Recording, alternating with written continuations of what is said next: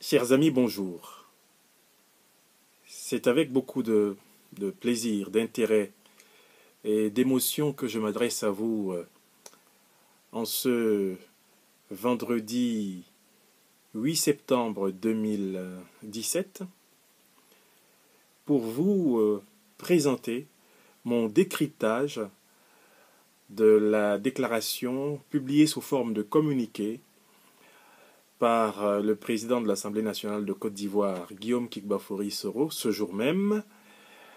à propos du congrès de son parti, le RDR, Rassemblement des Républicains, qui se tiendra à Abidjan demain et après-demain, les 9 et 10 septembre 2017.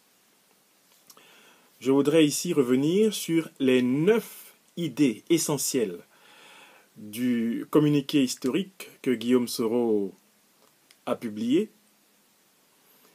et à cette occasion souligner l'arrière-fond de signification et d'histoire dont sont porteurs chacun de ces points. D'abord, Guillaume Soro, dans ce communiqué, salue la tenue du congrès du RDR en sa double qualité de militant et d'élu issu des rangs de ce parti. Pour Guillaume Soro, démocrate républicain rodé dans cet art, qu'un tel congrès se tienne, c'est la moindre des choses pour une formation politique en plus qui est à la tête du pays depuis 2010, après la victoire du président Alassane Ouattara à l'élection présidentielle. Deuxièmement, Guillaume Soro souligne la délicatesse des circonstances dans lesquelles se tient ce congrès. Les circonstances sont délicates parce que le Rassemblement des Républicains, quoi que l'on dise, traverse un certain nombre de tumultes qui ressemblent étrangement à ceux du PDCI-RDA dans les années 90 qui justifièrent la naissance du RDR en 1994. Les circonstances actuelles sont aussi délicates parce que de l'avis de tous les observateurs internationaux et nationaux objectifs, le processus de réconciliation dans lequel le gouvernement Ouattara depuis 2010 a fortement investi n'est pas totalement achevé. La troisième idée que souligne Guillaume Soro dans cette déclaration, c'est qu'il rappelle que dans les pays démocratiques, c'est une tradition et une coutume fondamentale des congrès de partis de veiller à ce qu'il y ait un consensus de l'ensemble des forces politiques internes dans le processus de préparation du congrès, afin que celui-ci soit véritablement un moment de démocratie interne pleinement vécu par toutes ces forces vives. Ayant rappelé ce principe démocratique qui fait la différence entre les partis en société démocratique et les partis en société dictatoriale, Guillaume Soro passe à la quatrième idée en rappelant que malgré les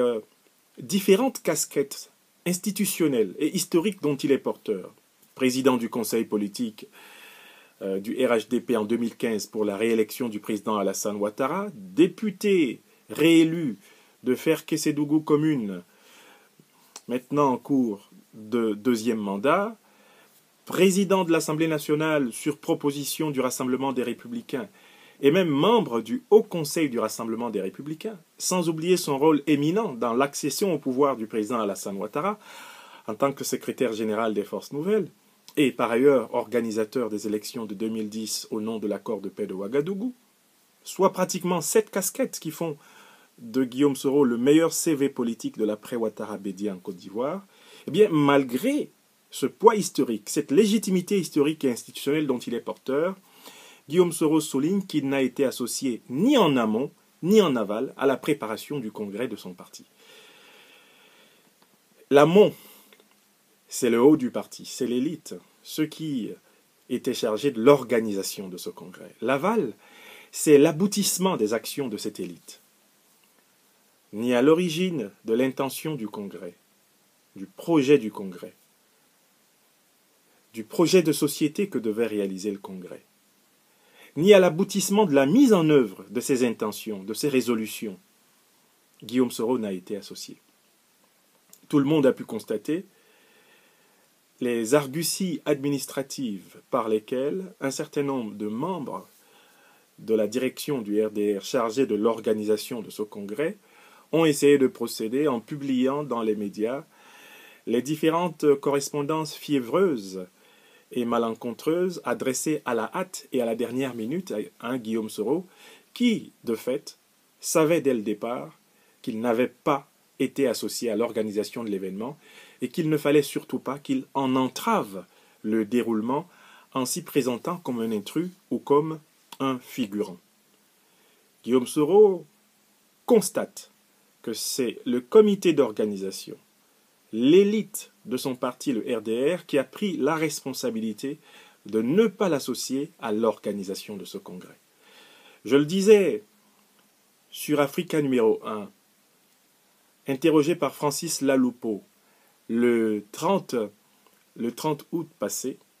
je disais que la participation de Guillaume Soro au congrès du RDR des 9-10 septembre ou sa non-participation relèverait de la responsabilité du RDR. Vous avez tous aujourd'hui l'occasion de vérifier cela dans le constat que fait le président Guillaume Soro, soulignant ici le triste regret qu'il a de constater qu'on n'a pas jugé, sans doute peut-être parce qu'au RDR, le nombre de compétences extraordinaires abonde et que les compétences du président Guillaume Soro n'étaient pas spécialement requises par les organisateurs de ce congrès, eh bien Guillaume Soro est au triste regret de constater qu'on a veillé à l'écarter dès le départ de la mise en œuvre de cet événement politique. La cinquième idée que Guillaume Soro creuse dans ce communiqué, dans cette déclaration, c'est une analyse des causes de cette espèce d'exclusion interne, de cette espèce d'ostracisme interne, de cette espèce de marginalisation interne dont il est bien sûr victime. D'abord, Guillaume Soro souligne qu'il y a au sein du RDR des frictions. Il y a des frictions parce qu'on a bien vu qu'un certain nombre de responsables du RDR, depuis plusieurs années, plusieurs mois et depuis plusieurs semaines, se sont adonnés à des déclarations clairement offensives envers le président de l'Assemblée nationale, offensives envers Guillaume Soro. On s'est rendu compte qu'un certain nombre d'officines, notamment de presse internationale, s'attaquant de manière véhémente et ubuesque à la stature historique et politique de Guillaume Soro, bénéficiaient du laxisme et de l'encouragement d'un certain nombre de hiérarques du RDR. On a également observé l'épuration politique, l'épuration administrative dont les compagnons de Guillaume Soro ont été victimes depuis plusieurs mois, au cœur de l'appareil d'État RDR. Voilà pour les frictions. Pour les suspicions, tout le monde sait qu'un certain nombre de cadres du RDR se sont aventurés à essayer, coûte que vaille, d'associer le nom du président Guillaume Soro au malheureux événement des mutineries de janvier et de mai 2017. On sait également toute la cabale qui a été orchestrée autour de l'affaire de la prétendue cache d'armes de Bouaké, qui touchait bien sûr aux questions extrêmement délicates du secret d'État-défense de la Côte d'Ivoire, toujours dans l'intention de noyer du Soro. Enfin, Guillaume Soro souligne le fait qu'au RDR sont apparues des lignes de fractures évidentes. Les lignes de fractures évidentes, c'est-à-dire en réalité des désaccords de type idéologique. Le RDR est un parti libéral, mais c'est un parti africain. En tant que tel, il devrait avoir une dimension sociale. Et de l'avis de tout le monde, en ce deuxième mandat en cours du président Alassane Ouattara, la politique sociale est en crise. Le front social du pays est en ébullition. Pourquoi ? Parce que les fruits de la croissance, quoi qu'on dise, n'ont pas été correctement partagés. Il y a donc là une ligne de fracture. La politique doit servir le peuple et non se servir du peuple. La politique doit privilégier l'amélioration concrète des conditions de vie des gens. Ça concerne l'électricité, ça concerne les conditions de vie des étudiants, dont on vient de voir encore par les derniers reportages de la presse internationale, les terribles conditions de vie, l'amélioration des conditions de vie des paysans, la prise en compte réelle de la situation des hôpitaux, la prise en compte réelle de ce désastre, de ces milliers d'Ivoiriens qui se jettent sur les chemins du désert et de la Méditerranée, et qui pour beaucoup croupissent ici en diaspora dans des conditions déplorables. Guillaume Soro souligne le fait que le RDR, parti de l'inclusion politique, de l'inclusion sociale, de l'inclusion économique, semble être ces derniers mois, ces dernières années, malheureusement à la dérive de son idéal. Dès lors, la sixième idée que Guillaume Soro mobilise dans cette déclaration, c'est celle de la lourde responsabilité de la division actuelle du RDR qui incombe aux organisateurs de ce congrès des 9-10 septembre. Mais Guillaume Soro, tout en constatant cette stratégie de marginalisation interne qui est en même temps une forme de non-reconnaissance de sa légitimité historique et institutionnelle, Guillaume Soro lance un message d'espoir en parlant d'une impérieuse nécessité de rassemblement de tous et en refusant d'être l'agent qui divise, mais plutôt celui qui, et là c'est la septième idée de ce communiqué, propose dans un proche avenir que le RDR, qui malheureusement s'achemine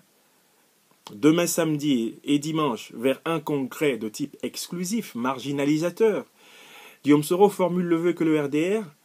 organise d'autres congrès ordinaires, extraordinaires, dans un proche avenir, cette fois-ci véritablement inclusif.